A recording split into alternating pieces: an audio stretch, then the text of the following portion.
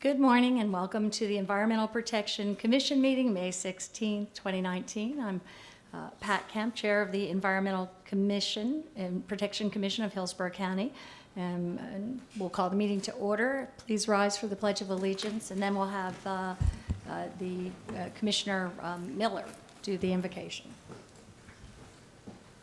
I pledge allegiance to the flag of the United States of America and to the republic for which it stands, one nation, under God, indivisible, with liberty and justice for all. Our gracious and heavenly Father, we're so thankful that you touched us with your loving hands this morning to awaken us to see another one of your beautiful days. Father, we're thankful that you allowed each and every one of us to come out today to work on protecting the number one resource that you've given us, our environment. We ask you to be with us as we make decisions to make this place a better place for all of us to live, work, and play. If we're on discord, bring us on one accord. We ask you to regulate our minds and hearts to be on that accord. As always, Father, we ask that you put your loving arms of protection around those that put their lives on line for us each and every day, whether they're in military uniforms or first responder uniforms. That at the end of their duty, you take them back to their homes to find everything safe and sound. We're thankful for all you do for them. When our work is done here today, we ask you to take us back to our homes to find everything safe and sound. These are all blessings we ask in your righteous and holy name. Amen. Amen. Thank you, Commissioner Miller. I'd like to read into the record, before we move forward, a letter, Commissioner White. I will be unable to attend today's EPC meeting due to an unexpected conflict. Please read the reason for my absence into the record. And we'll move on to the agenda. Do we have any changes to the agenda or any removal from consent? Commissioner, there's no changes to the agenda, but I did have Commissioner Smith come up and want to put a future item on, so I thought this might be the appropriate place for her to just talk about that future item. Here. Thank you. Commissioner Smith, you're recognized. Thank you. This Monday at my Tampa Bay Regional Planning Commission Coalition, Resiliency Coalition, we got a very thorough, concise presentation by Maya Burke of the Tampa Bay Estuary Program on the new projections for sea level rise. And then yesterday, Tuesday, the next day, it came out front page of the local section of the newspaper, and that's what I've passed out to you. And so what I'm asking is that you would consider putting this on a future agenda for Maya Burke to come give this presentation to us. It's a short presentation and very meaty, very concise. And the beauty of it is that Tampa Bay Estuaries are local scientists who took the new national NOAA data and then really applied it to the Tampa Bay specifically, because they understand the nuances of how this will impact our section of the globe. It's interesting that sea level rise and climate change doesn't impact every area uniformly on the planet. So they understand the context of it and have done a very good study, and I just thought I would ask if this board would like to see that while the newspaper is talking about it and while the Resiliency Coalition is talking about it. It seemed appropriate to bring it to us. So I don't know, do I need to make a motion to ask for the agreement of everyone to put that on a future item, or can I just? Is there I think that she could just ask for it and make a commissioner's item on the agenda? Exactly. If we'll work with your office to put a form in for our next board meeting if that's what you'd like to do. So if there's no objections, then it will be on the next board meeting. Any commissioner can do that. So. Great.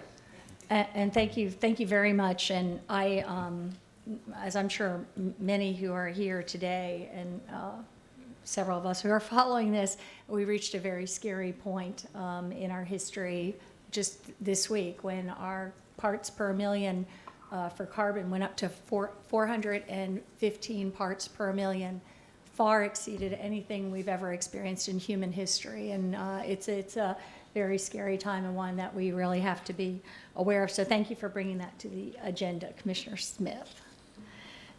So seeing, we will be taking up approval of the agenda after, but we'll first do recognitions. And we have EPC Executive Director Janet Dougherty.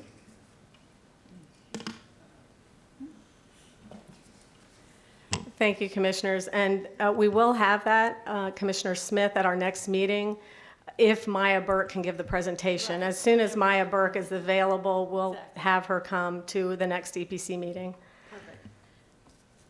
We have two recognitions today, and the first recognition is a wonderful woman that I've had the pleasure of working with for the last 4 years, who is retiring in July. Her name is, and it's interesting because we have Terrell Sessoms and Terrell Mathis, so I'll try not to get them mixed up, but Terrell Mathis has been wonderful, and I'd like to bring her up. We have also her mother, Miss Carol Mathis, and her sister, BJ Slatton. So would you guys come on up while we honor you?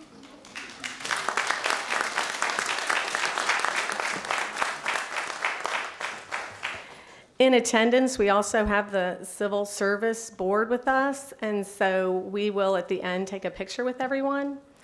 But Terrell, the staff of the Environmental Protection Commission appreciates the opportunity to recognize a local government employee as yourself. You have given so much of your time to ensure EPC's human resource functions run smoothly. I don't want to get it mixed up. Terrell Mathis is retiring from Hillsborough County after 35 years of public service with the Civil Service. The majority of her time was with the Civil Service, and before that, she was employed with the Clerk of Court. Ms. Mathis has been instrumental in processing a countless number of personnel actions from many local agencies. Whenever an EPC employee has a change in their employment, she is relied upon to process those changes for us. She does it timely, seamlessly. She's always been very patient and kind in training EPC staff on the intricacies of human resource matters. During a period of transition 4 years ago, when I came aboard, the EPC's HR liaison took medical leave to attend to a loved one. Ms. Mathis made herself available to us daily to help us continue to process and manage our HR files. For this and for many other reasons, we truly appreciate her service to the EPC and the county. Terrell, I have a certificate of appreciation and some other items that we'd like to give you. We have, from the directors and ourselves, some candy and flowers for you. Thank you. So here you go.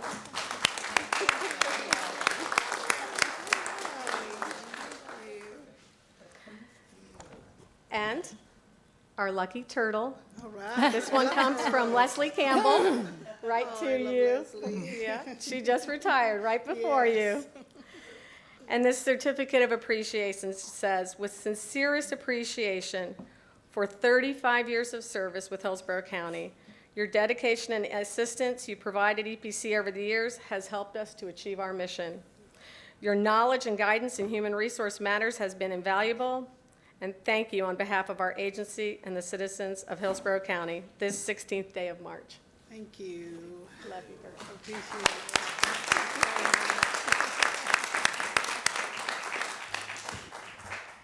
it. Board members, I'd like to say that it's been a pleasure and an honor working for the citizens, the employees, and the client agencies for Hillsborough County over the last 35 years, with 20 of those being with the Clerk of the Circuit Court and now with the Civil Service Board. I'd like to recognize my mother. She is a retired Head Start Hillsborough County employee. My sister, she's a supervisor with the City of Tampa's Neighborhood Empowerment Community. I work closely with her. I got my home through the Sandy Friedman's Mayor's Challenge Fund, and I work closely with her to try to keep the neighborhood in order. I appreciate them for listening to my cares and concerns throughout the years. And I'd like to mention my co-workers and staff of the Civil Service Board, Mr. Kevin Beckner, the director, Kurt Wilkening, the deputy director, my boss, Alma Gonzalez, Employee Relations Manager and Attorney, our office manager, Victoria Slater. She keeps all of us organized and on task. And also Bill Mazurek, he's our process improvement analyst. And last but not least, Nisi Bryant, our vivacious office assistant. Thank you all and thank Janet and your staff of the EPC who have made my job very easy throughout the years. I appreciate this opportunity. Thank you.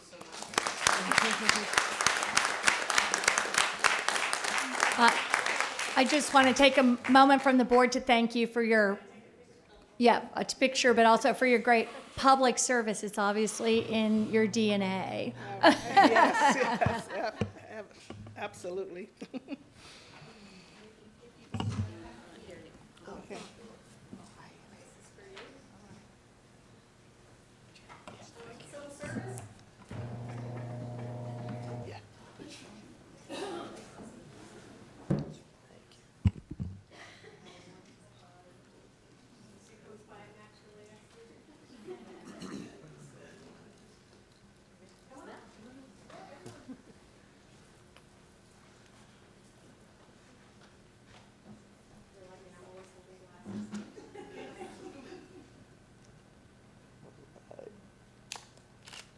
Take one more.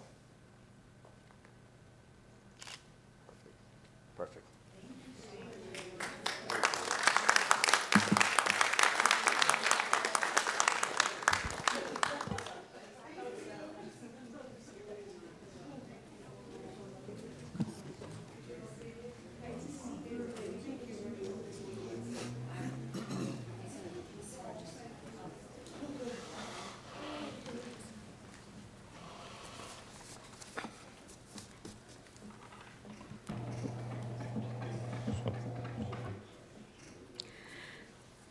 Commissioners, our next recognition is the Executive Directors Hall of Fame recipient.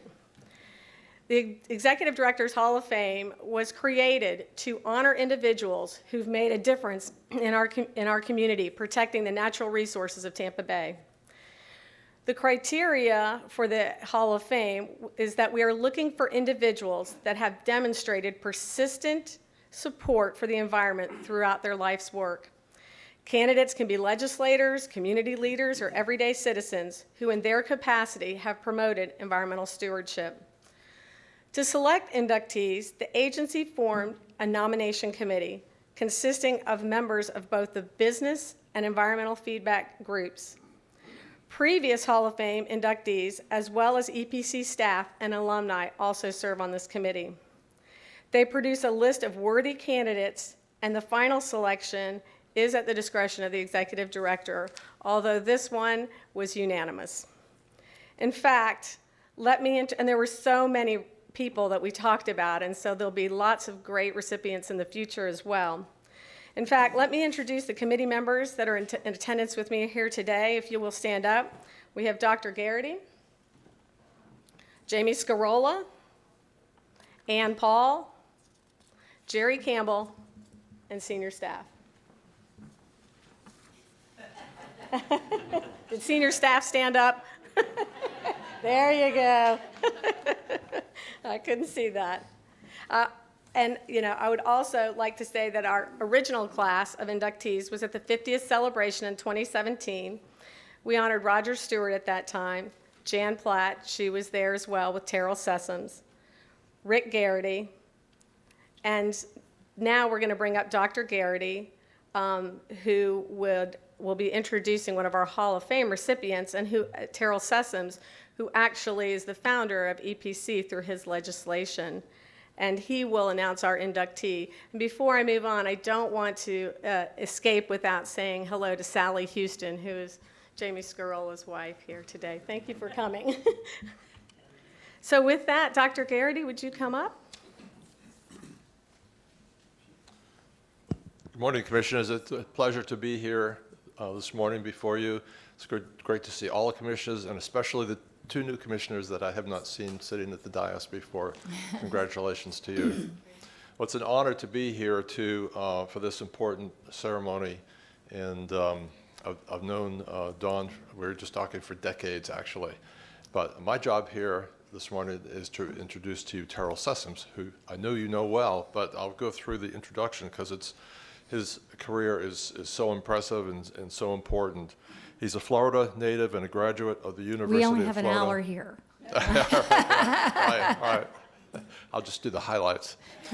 Graduate of the University of Florida Law School, served in the Air Force before being elected to the Florida House of Representatives, serving from 1963 to 1974, including as Speaker of the House from 1972 to 1974.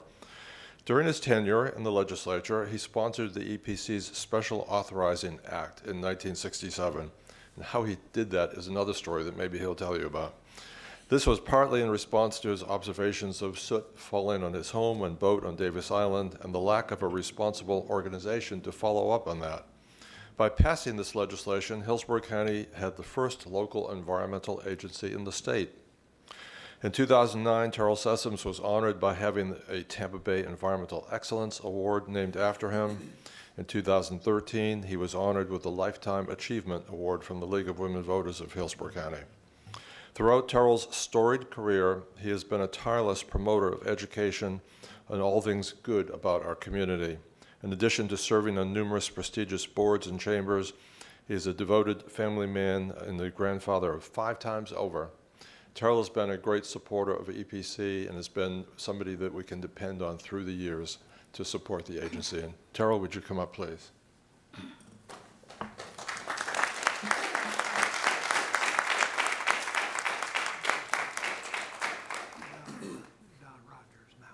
Yes.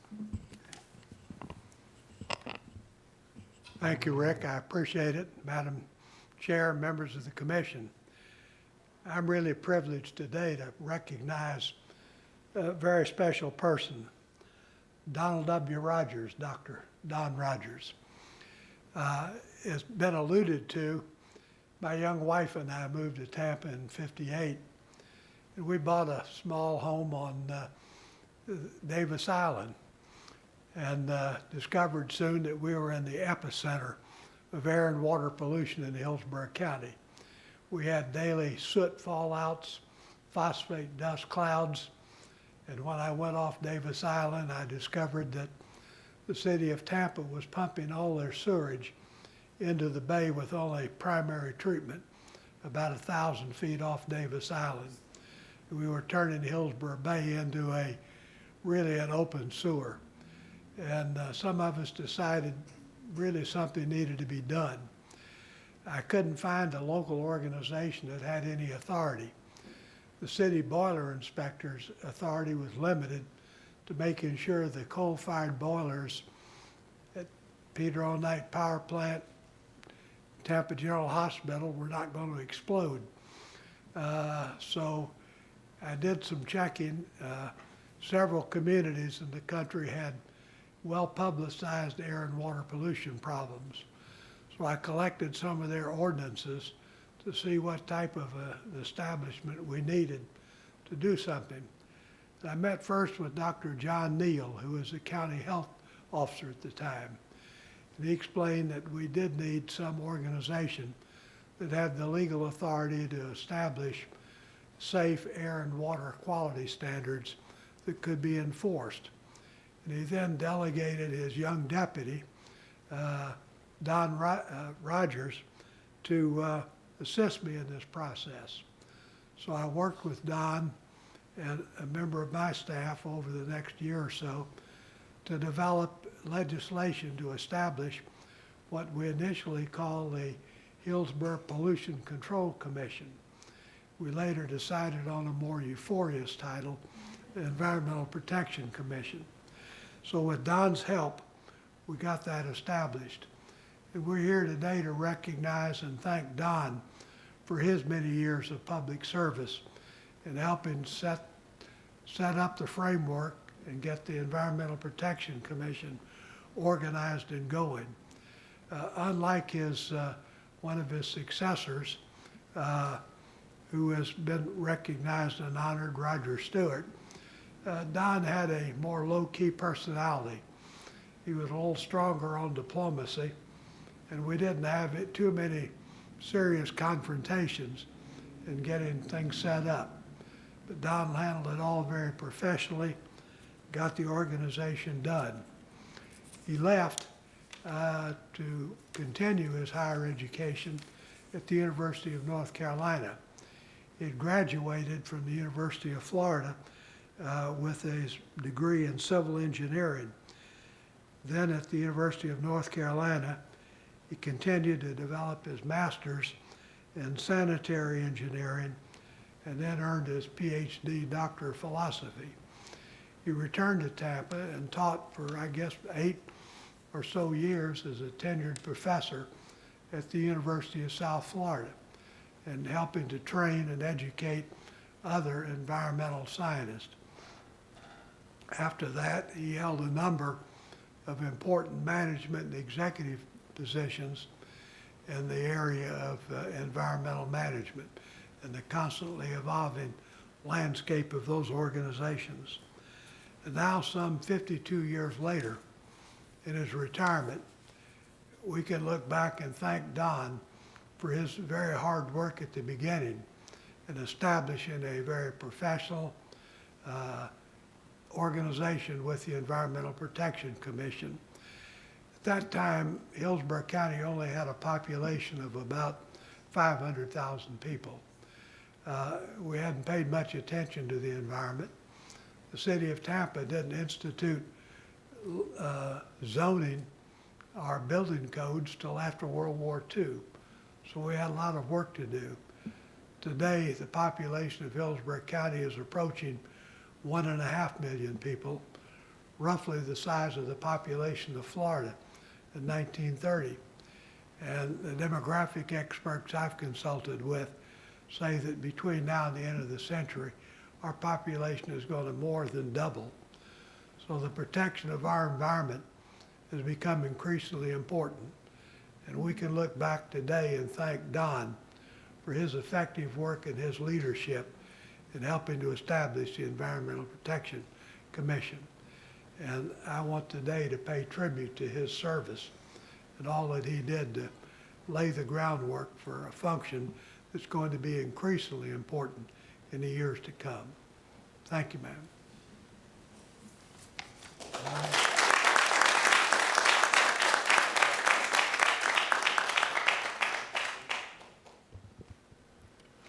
At this time, I'd like to recognize Don Roger and his family and friends, have them come up and have Don say a few words. With Don is his wife, Martha Rogers, and his daughter, Michelle Roberts, and his nephew, Jake Rogers. So if you guys will come on up with Don, so Don can say a few words. While they're approaching, I'd like to say that he was selected by the state 50 years ago as the Engineer of the Year by the state. His wife was telling me that this morning.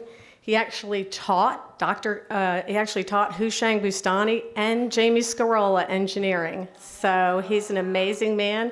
Don, come on up here, and we're going to give you your award. If Eric will grab it for me real quick, and then we'll have you say some words. Every inductee receives this picture so that you can hang this picture in your home. And so Eric's going to bring it up here. And Eric, if you'll stand over here. And I'll read the inscription.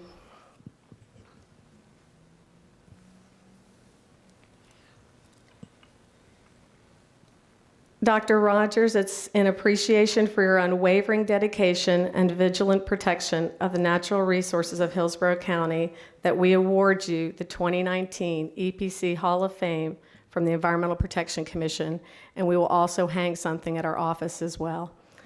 Don Rogers, you've had an amazing career, and thank you so much.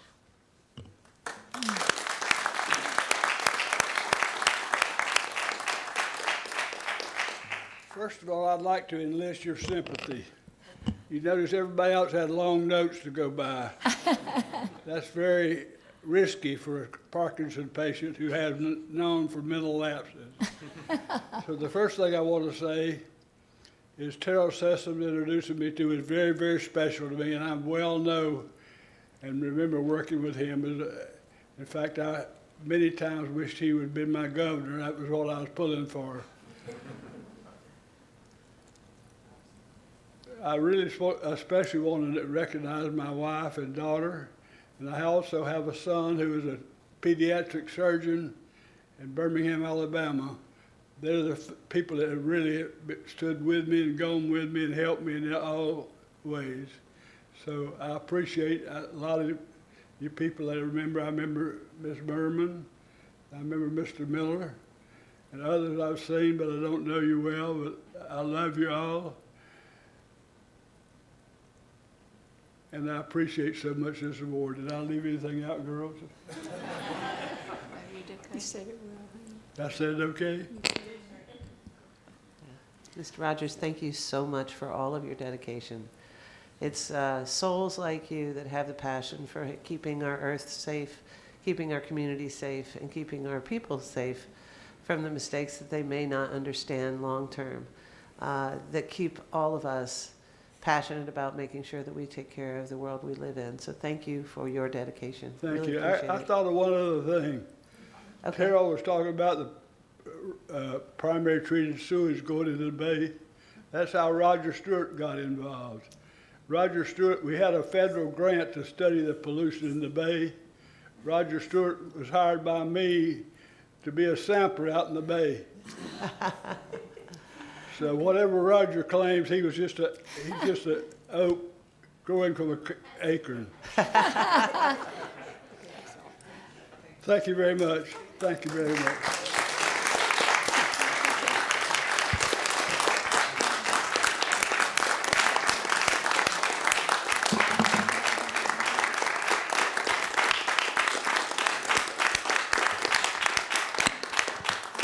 I'm leaving now to go back home.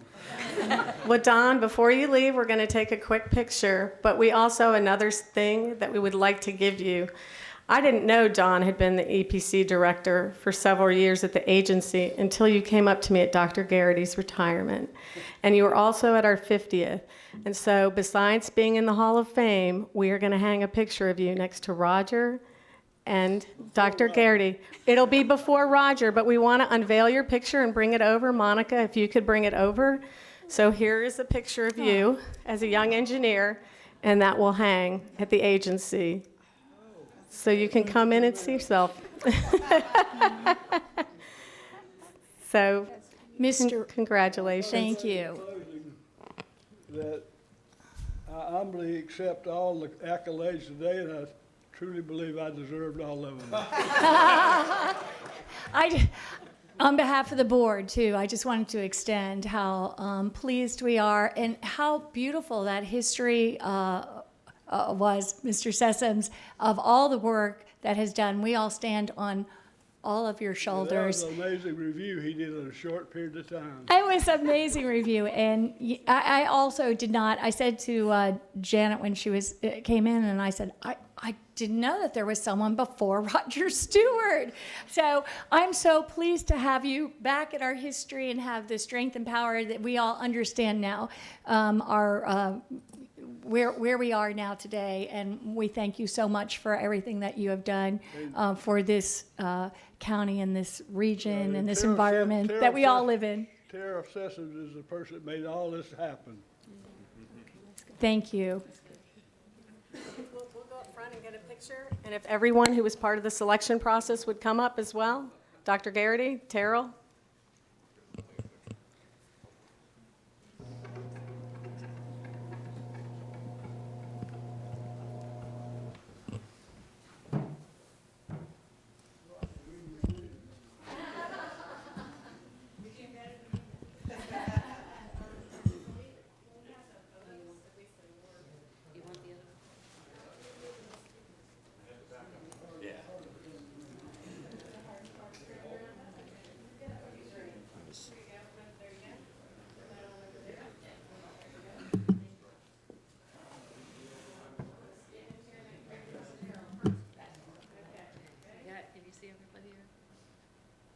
A little bit more.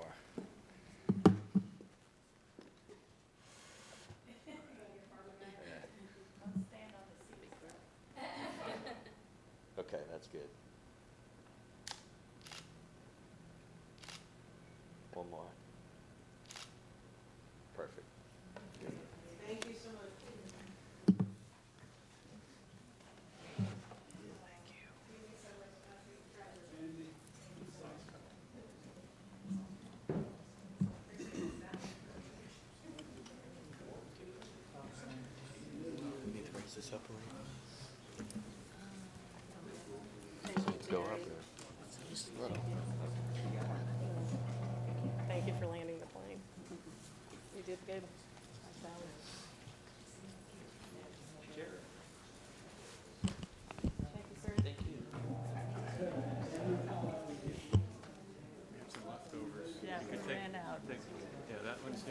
those two are.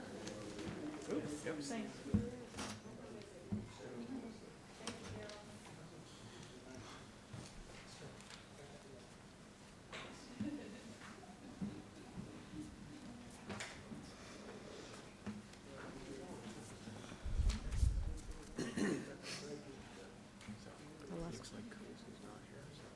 Okay. Right to the consent. I need a pen's over there.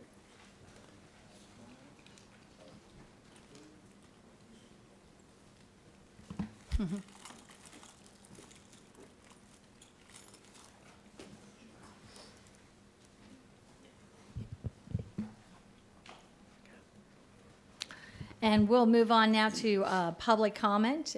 Is there anyone wishing to address the board at this time? Anyone? Seeing no one, we'll move on to the consent agenda. Do I have a motion to approve the consent agenda? We have a motion to approve consent by Commissioner Overman, seconded by Commissioner Smith. Please record your vote.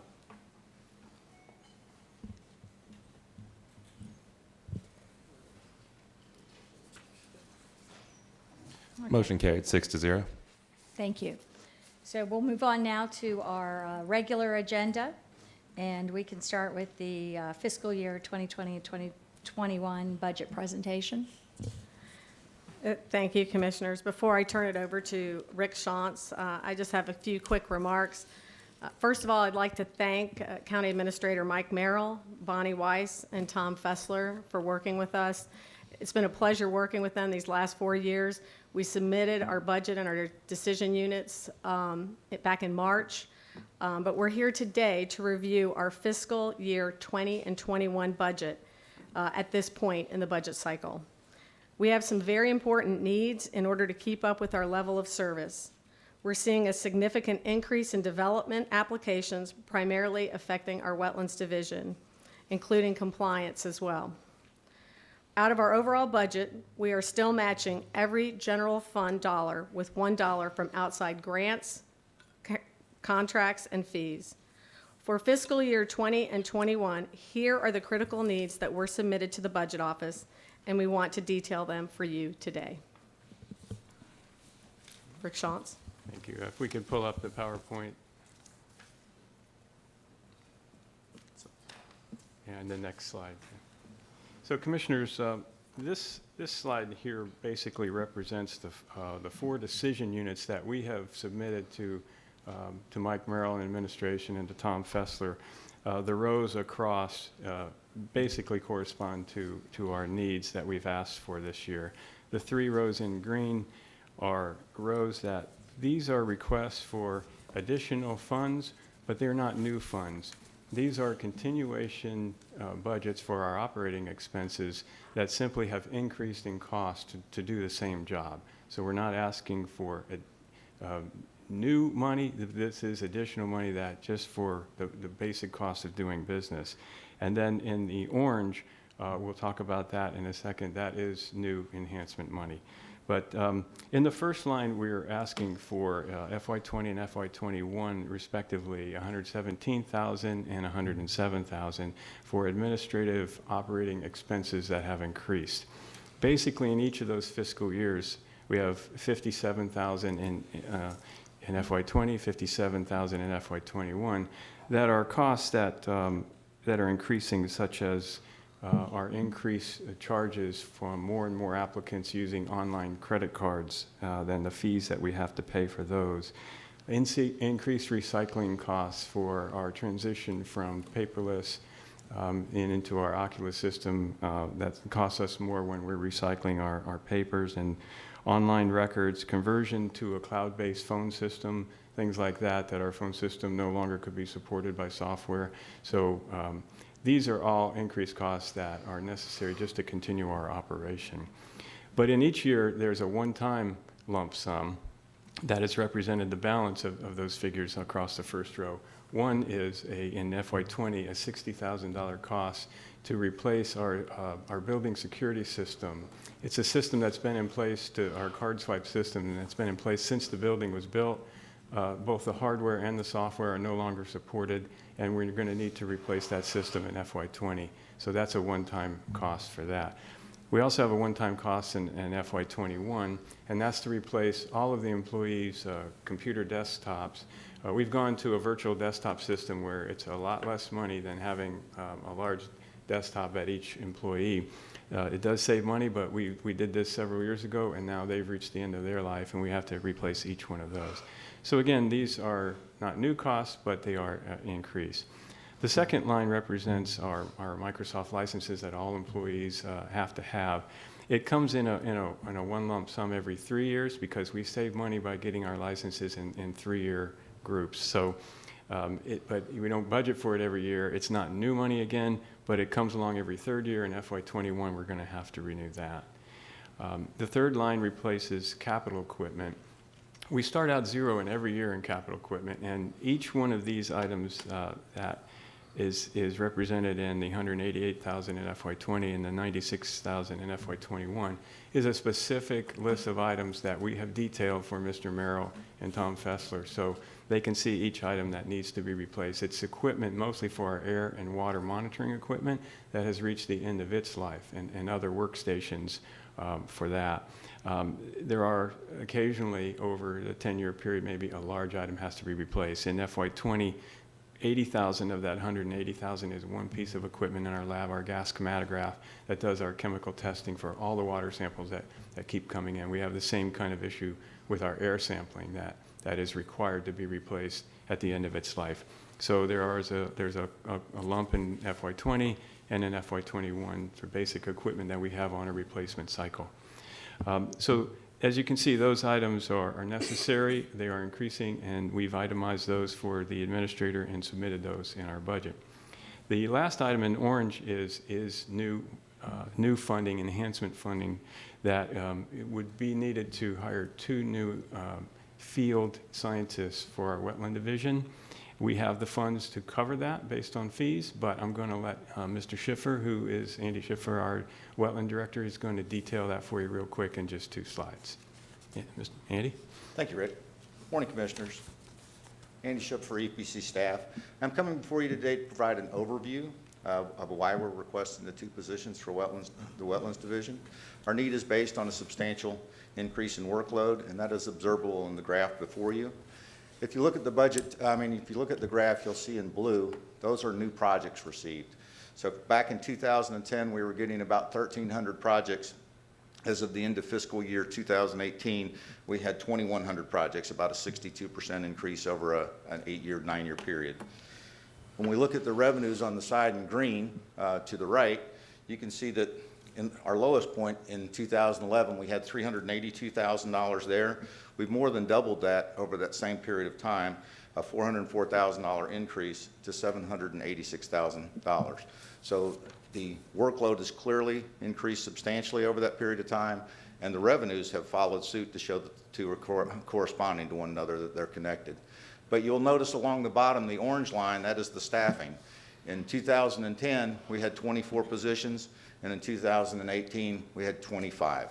So we've been able to, through a number of steps, be fiscally responsible to manage the workload, but at this point in time, the increase in new projects without an increase in staff is clearly causing our metrics to slip. Commissioners, based on current trends, without increasing our number of staff, we will not be able to continue to meet our processing times, and will continue to fall even further behind in our metrics than we are now. In addition, it hampers our ability to provide the service to the public that they demand and need. The second slide is to compare. We did a fee adjustment last year, so we locked in the 9-month window that was associated with that. So it's from July to March. So these aren't complete years, but rather 9-month cycles for the periods that are there. And the purpose of doing that, so we can kind of match apples and apples. I didn't want to just cover the last year. But you can see from the 2016-17, we had 1,381 reviews over that 9-month period and brought in $516,000 in revenues. In 2017-18, it increased by 4.5% to the 14,000 1,446 projects that you see for $526,000, about a $10,000 increase over that period. After the fee adjustment for 2018 to 19, it went up by an additional 9% at that point in time in the number of projects coming in, but the revenues increased by 24%.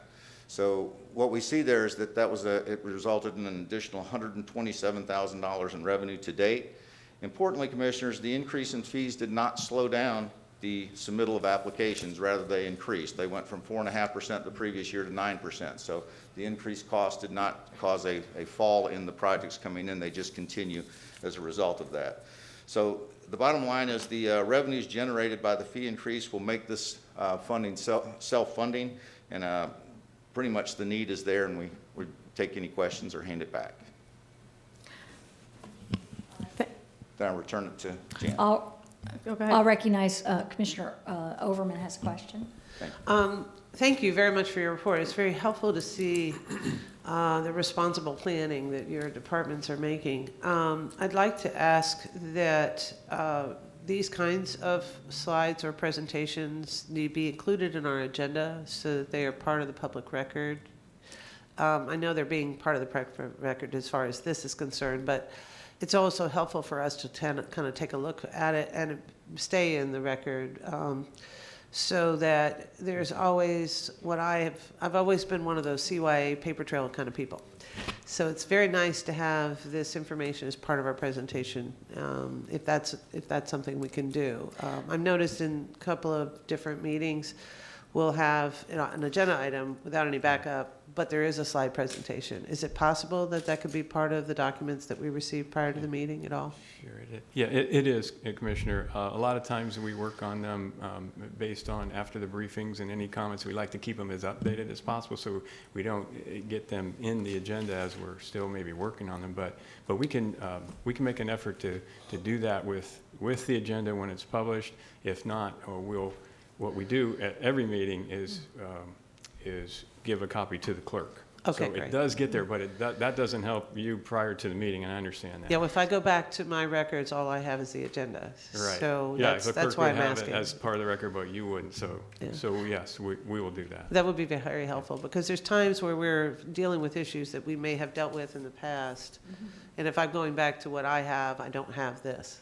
Yeah. As an example, is what I'm suggesting. That's a point well taken. Well, Thank you. we can always make sure, and we will make sure, that after each meeting, you can have the final product. But obviously, we listen to commissioners, and we also, senior management pours over this presentation before it comes to you.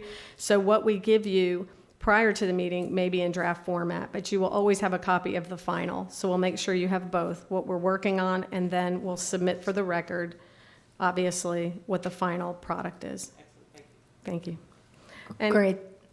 Thank you, Commissioner. And any other questions so I can read staff recommendation? Commissioner Kemp, are there any other questions? No, there's Okay. no other questions. Okay. Well, as you can see from Andy Schiffer's presentation, our EPC wetlands is slammed with not only compliance issues, but permitting issues. Our metrics are slipping, and we have over $500,000 to help in fees that will self-fund these positions.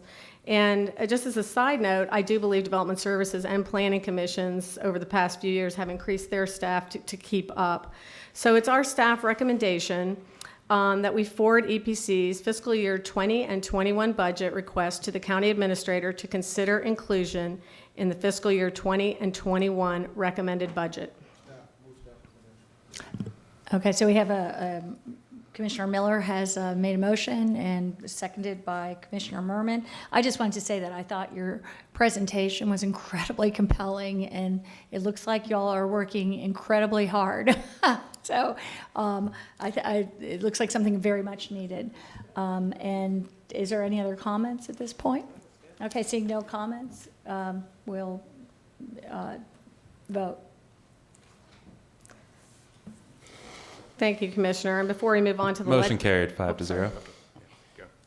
Thank you, Commissioner. And before we move on to the legislative update, there's something in the budget that is actually part of the county's budget. We did submit it as a decision unit, but it comes out of the county administrator's facilities budget. And so I just wanted to talk about that on the public record.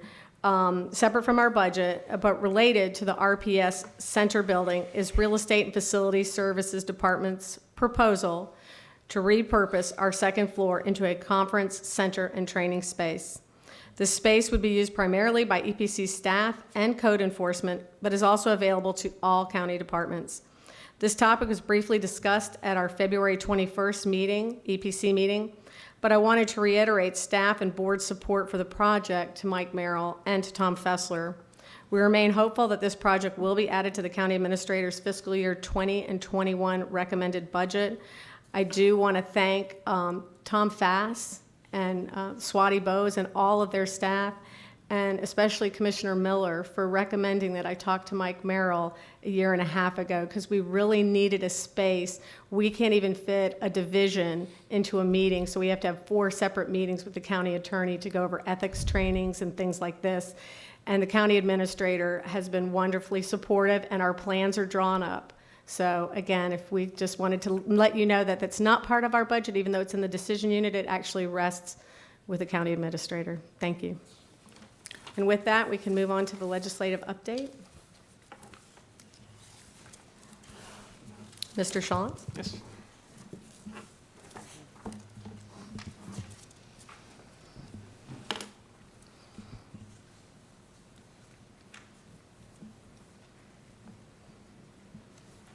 Commissioners, we filed a number of environmental bills this past year, more than most. A majority of them, in the end, did fail, but still we saw some significant environmental legislation that was passed. So we're going to talk about the ones that passed, and then also just mention quickly the ones that failed. Here's a quick list. You've seen every one during the session. We've talked about each one of them before we knew what was going to happen. You can see just in the bills that pass, only 3 are environmental. One relates to the Hillsborough County Civil Service Board, but it does affect us, so we wanted to mention it. Then on the right-hand side of the slide, all the ones we were tracking that failed. I'm going to detail these really quickly for you. Prior to now, wetland mitigation could not be conducted on county property conservation lands because it was prohibited by statute by the state. And that was to prevent private mitigation banks from being competed with by county government. From the development community rising up, it has come the fact that there sometimes aren't the appropriate mitigation sites close to where the impact occurred, and developers are looking for other opportunities to have mitigation conducted. So this was recognized in this bill. And so with the passage of House Bill 521, a permittee can now construct wetland mitigation on county land by enhancing or restoring the land. And that would be a benefit to the county. And in the past, it could not be conducted on land that was already put aside by the county or the city as conservation land. But this bill lets that happen. So now our ELAP sites can be restored and enhanced by private development to compensate for wetland impacts that are permitted. So we saw this as a good development. There was a bill that we talked about preempting local governments, city and counties from being able to either require a notice, a permit, a fee, or an application, or even replantings for taking out trees on residential property.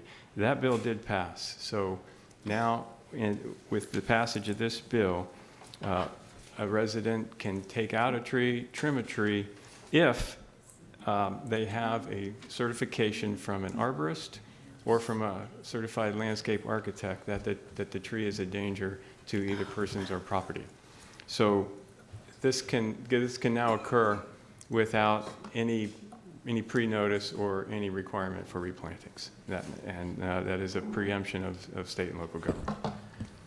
That's just, to me, I can't even imagine that passed our legislature, and I think will have a huge impact. It's not really going to affect EPC, but I understand. On upland property, yeah. But all the rest of the state of Florida. Right, the upland species primarily, because mangroves, which we do have delegation from the state to control, are exempted out of this. So we still have that authority. Mr. Shantz, Could you have some intel on who is the regulatory body that actually certifies or licenses these two professionals that are permitted to offer this document? Certified arborists, you mean, or landscape architects? Is that a government entity, a government organization that certifies arborists? I don't think it's a government organization. That'd be there. I don't know the answer to that question. We'll have to look and see who does the licensing for arborists and landscape architects. Right. I'm just curious what the qualifications are, and if we do that at the county level, or it's done at the state level, or if it's a private association, or, I'm just curious, because consumers are going to be faced with seeing these documents and not know whether or not they're real. And I'm a little concerned that while there's a great opportunity to have a professional that knows what they're doing make that call, if we want to call it that, but how do we assert that the documents that consumers are shown, or anybody's shown, to tell you the truth, is from a certified arborist or licensed landscape architect? Right. And again, it wouldn't fall within EPC's jurisdiction because these are going to be upland species for the large part, but I would imagine that we could probably work with the county attorney's office or maybe natural resources to see that lists are prepared of wherever the registry is for those two groups that the county could have a hold of. The city should probably do the same thing. I think they'd protect our citizens if we had access to that information. Yeah, because who knows what a resident might be told by someone coming out to their house, right? Yeah, So and unfortunately, the consequences of fraudulent transaction are irreversible by the time that that occurs. So I think that was one of the reasons there was so much concern about the particular bill. So thank you. Yeah. We have a Commissioner. list. Oops, I'm sorry. I just wanted to say we have a list at the agency for certified mangrove trimmers, but we also have an arborist in our wetland staff, so we'll get you that information directly after the board meeting. Commissioner Merman, you're recognized. Thank you. And actually, I've been following this item very closely. As a big chunk of my district is in the city, and I hear a lot about this particular issue. And I am going to bring something to the next board meeting, a plan to do that, but I wanted to make sure the governor was going to sign the bill.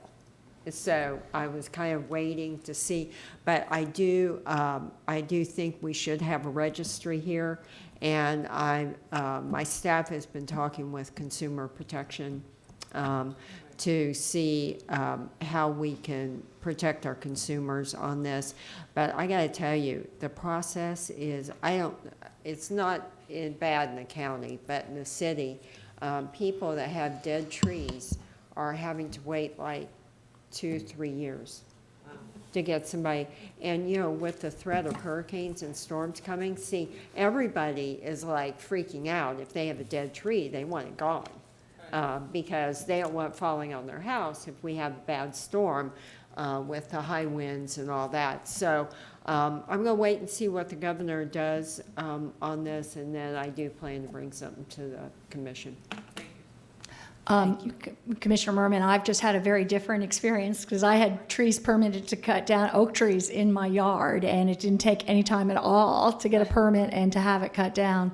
And I actually waited till after Hurricane Irma at the time when it happened, but it was a very easy, simple process that was very timely. If it's in the city right of way, it's a different issue. Well, that might be because they true. have to come out and inspect, and that's where the wait comes in. They have to go through because they're backlogged. Right, but I also had that done in the city right away, but I just had some different experience, so I just wanted to note that. Well, it was before then. The next bill I wanted to talk about is the red tide. Rick, before we move on, just to let you know, going online, you get certified by joining the International Society of Arboriculture, and there's a Florida chapter. It's called the ISA. So for the arborists, that is what you do to get licensed. You have to take an exam. And this is national chapters. This is the Florida chapter. I'll find out about the landscape architects and get that back to you as well. Thanks. Thanks. Red tide was a big issue. A bill passed that would look into mitigation technology, and an initiative was created and passed. It hasn't been signed by the governor yet, to my knowledge, but a partnership was created between the Fish and Wildlife Research Institute, the Fish and Wildlife Conservation Commission, Mote Marine, and a technical advisory council was established with all these representatives that you see in bullet 3 there. So it's to implement and look at innovative ways to mitigate the effects of red tide and maybe put some things into effect. And we've had it come into Tampa Bay this year. Our staff did a really good job at monitoring, and we have a lot of data. As you know, our water quality monitoring goes back 40, 50 years. And yes.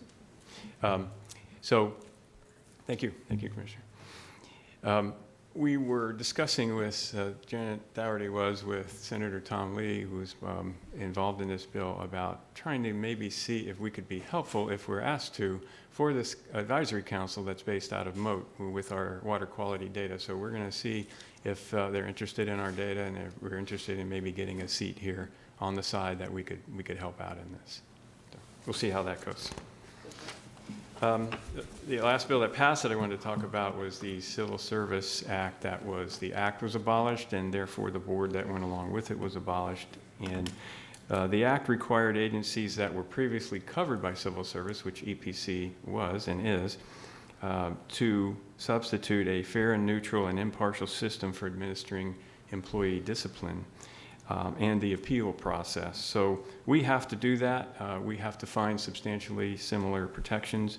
And how we're going to do that, rather than try to gear up staff, we're going to partner with HR in the county.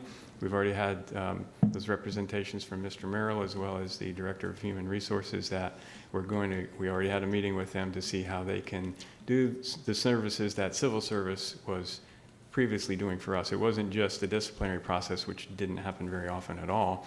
It was more the day-to-day processing of recruitments, reclassifications of positions, pay range studies. It a lot of services for us, and what we're going to need is some assistance so we don't have to hire staff. We want to focus on our core mission, and I think we've had good meetings to have this work out with the HR department. Okay, so moving on to some of the bills that failed, I'll just run through these quicker. But there were some significant ones that we were very concerned about. The first one basically was Senate Bill 594.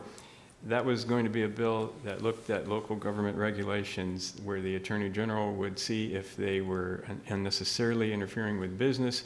They would refer them to the Circuit Court if they thought they were. Circuit Court would require an order to repeal that local regulation, and if you didn't, you would lose state money.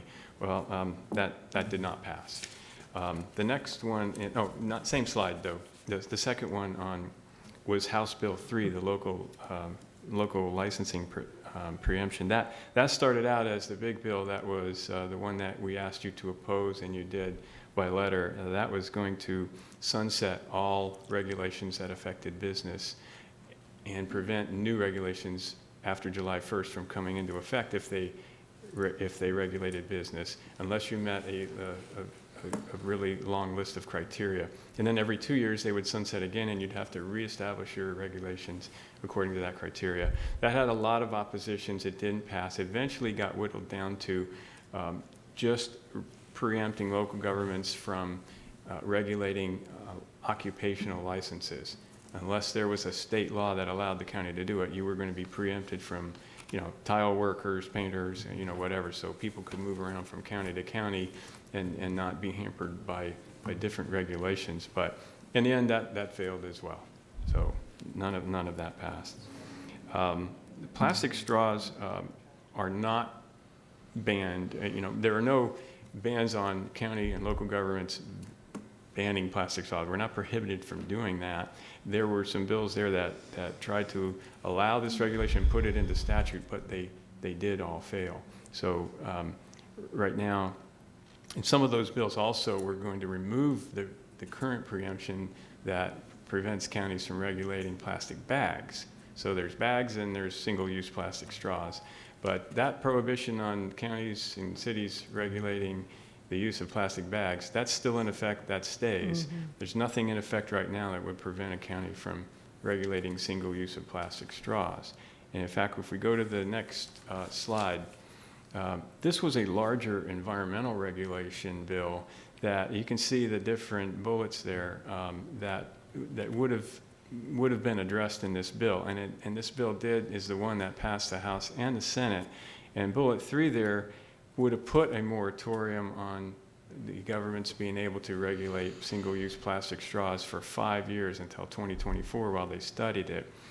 This bill most likely would have been signed by the governor had they not amended it with that straw provision in there, because when he came out and vetoed this bill, he said, I'm doing it because I don't think the banning of plastic straws by local government affects the state interest in any way. So if you want to do that, you can do that, because I'm going to veto this bill. So even though there were some other issues on environmental regulation in the bill, the whole bill failed because they amended it with the plastic straw use. So the bottom line remains, we are still under a ban for regulating plastic bags. We are not under a ban for regulating single-use plastic straws. These last three right here, 3 years in a row, there were bills to try to ban the use of fracking in the state of Florida. Different things happened this year in several different bills. You can see a whole list of them there. They all failed. The second one on septic tanks, there was a movement to try and transfer the regulation of septic systems who have issues with leaching nitrates in the water, to move that from the Department of Health to the Department of Environmental Protection to take a better look at the environmental effects of septic systems. That bill failed. That provision of transferring septic tank regulation to DEP was also in the very last bill. This last bill, Senate Bill 758, that also failed, was the big omnibus water quality bill of the session. There was a lot of talk about regulating blue-green algae, Lake Okeechobee, basin management action plans where local governments had issues with impaired waters, what you'd have to do to manage the basin. Also, there were penalties for local governments who had sewage spills and remedies for that. All of that ended up failing, and the septic tank regulation transfer was in there too. So it failed there, and it failed by itself. But that bill was a very important bill, and it didn't make it through the legislature. But other good things did happen in the way of funding, some budget money for cleaning up springs and around the state. So Florida Forever didn't get as much as they wanted, but they did get some. So overall, it was a fairly good session for environmentally. If you have any other questions, I could attempt to answer them. Commissioner Smith, you're recognized. Thank you. Can you go back to the very first slide about the Wetland Mitigation Bill?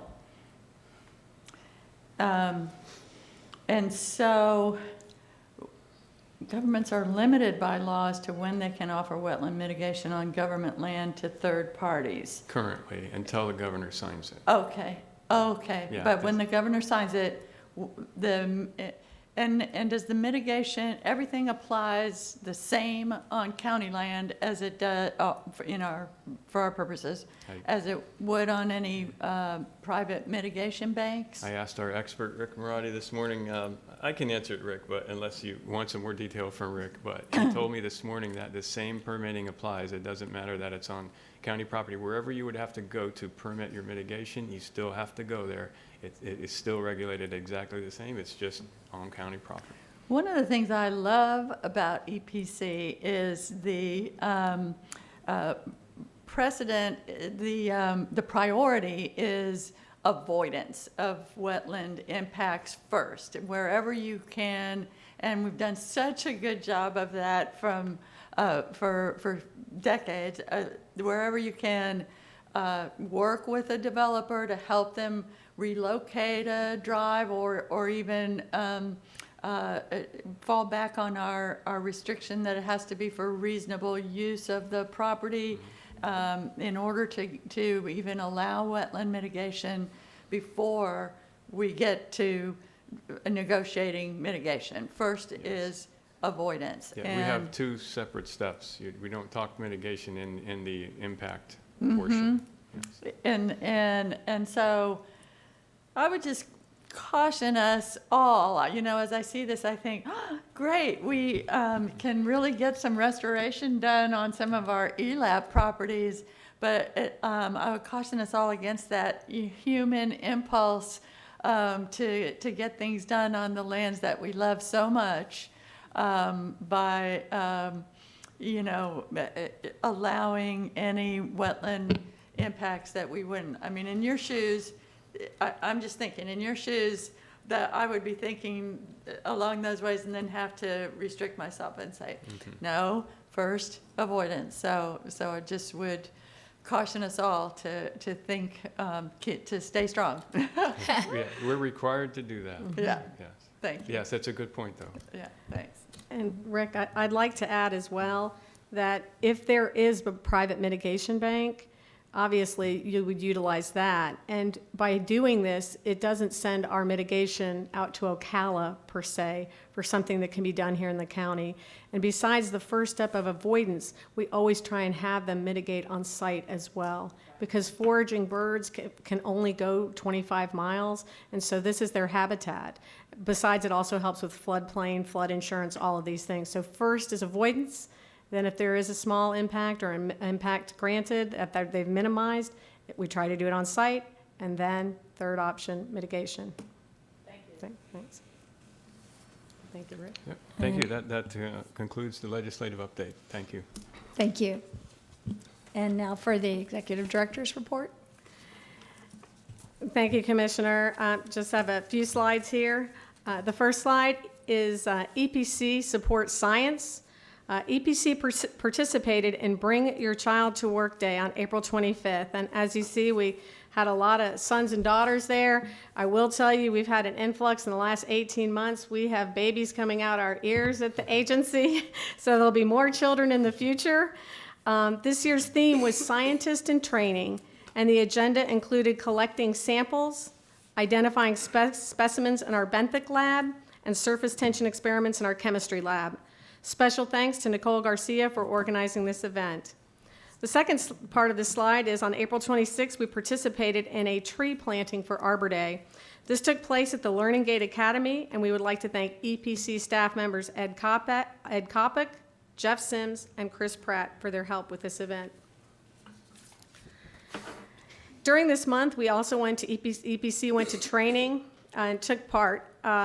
The wetland staff on the second part of the slide did field training, while 12 of our employees, including senior management, took part in the Comprehensive Emergency Management Plan training. I'd like to give a special shout out to Mike Merrill and Dennis Jones for providing this valuable refresher training prior to the hurricane season. We also had some retirement recognitions along with Leslie Campbell here, who we celebrated last month. We invited Elizabeth Knaus and Laura Culbreth to our agency to honor them. Elizabeth Knaus has 34 years with FDEP Hazardous Waste Section Program, and Laura Culbreth, 29 years at the FDEP Storage Tanks Program. Together, all of these ladies had over 120 years experience, and they work very closely together. The LLT Academy 6th grade students reached out to Commissioner Miller with a proposal to clean up the debris from the canal beside their school, which occurred on April 27th during the Great American Cleanup Initiative. Overall, the volunteers removed 19 tires, 5 shopping carts, 2 sofas, and at least 10 bags of trash from the canal. I would like to thank Dr. Carlin again for all his assistance in helping to organize this cleanup effort. We are also excited to present our second annual Walk in the Wetlands series, which will be held at 4 Hillsborough County parks throughout the month in celebration of American Wetlands Month. Featured here is our first wetland tour at Lettuce Lake Park, which I took part in. This weekend, the tour is on May 18th at Alderman Ford's Conservation Park. I think it's going to be our largest tour. We have a Boy Scout contingency coming. And the last one will be next Saturday, May 25th at Tampa Bay Conservation Park. They start at 9 a.m. EPC supports solar, and on May 7th, the first solar info session was held in Town and Country. There are 3 more information sessions that will take place throughout Hillsborough County over the next couple of months. There has been a lot of interest, and these sessions are a great opportunity for people to sign up and learn more. EPC convened the Executive Director's Environmental Feedback Group in May. In this photo are senior staff, along with Dr. Garrity, Jeannie Garrity, Ann Paul, Dina Levengood, Jemmy Hinton, Kent Bailey, Jan Smith, Mary Figg, and Sid Flannery.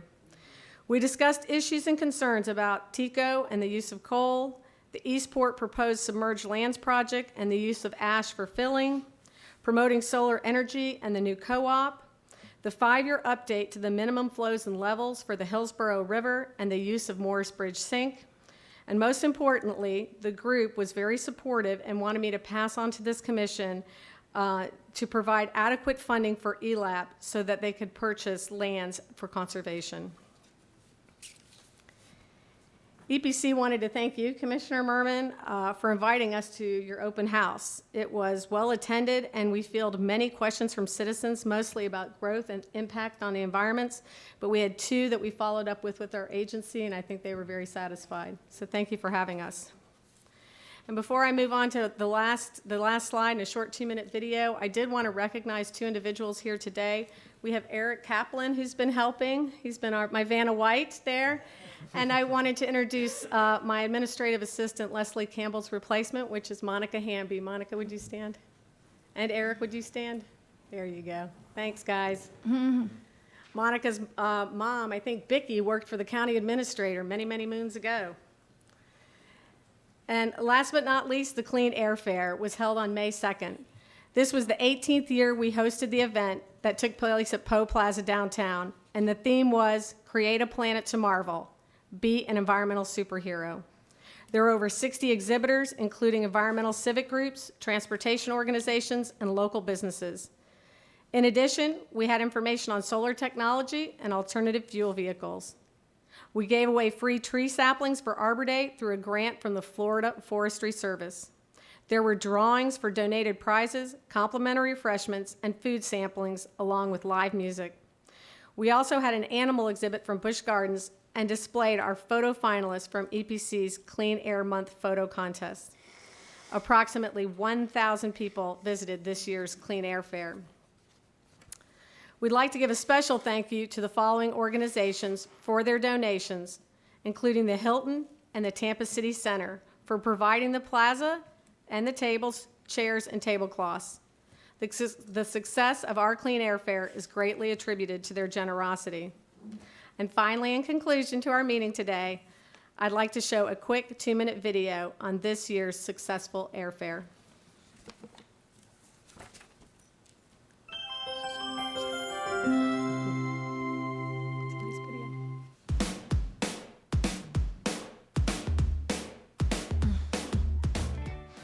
Today is the 18th annual consecutive air fair, and the theme this year is A Planet to Marvel, Be an Environmental Superhero. So obviously I'm dressed as a superhero, we have some others dressed as a superhero, and taking care of our planet for clean air requires all of us to be superheroes.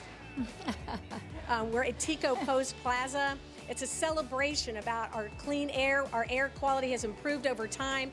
We have over 1,000 visitors. We have a lot of different corporate partners and not-for-profits. We have Sierra Club and TECO. We're giving away trees for Arbor Day. We have electric cars, and it's just a beautiful day, and we hope people can come down with their children, their pets, and enjoy and celebrate clean air. This is a great thing that happens every year. It's really so much fun. And we have trees to give away. We have solar power here. We have Adopt a Pond. We have the EPC. We have Nick is here. So it's a great time, and I always treasure this. A lot of people show up here, and I think it's getting more all the time. We can celebrate our moving to a cleaner air. It's so important. I mean, it's something we all use all the time, and it's something that we can't take for granted.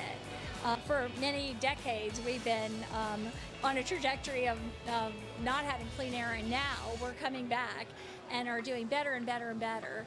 And we still have a challenge ahead of us, but this is a great way to communicate with everyone the opportunities we have and the challenges we face and the work we've done. It's a great celebration of all of that, and it's a great time for people to get together and really learn about that.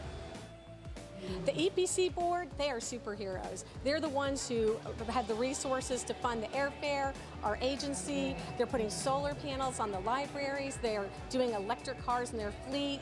All of this helps the air. All of this cleans the air and makes a better planet and a better Hillsborough County.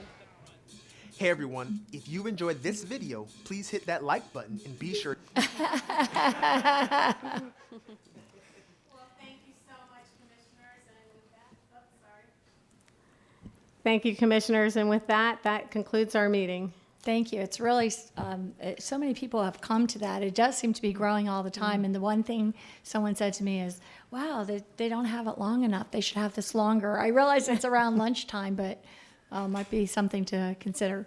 Well, thank you. I mean, this year we were fighting the rain, so we were happy to cut it off at that time, but we will consider that. Thank you so much. Thank you so much. Seeing that we're done here, we can adjourn. Have a great day.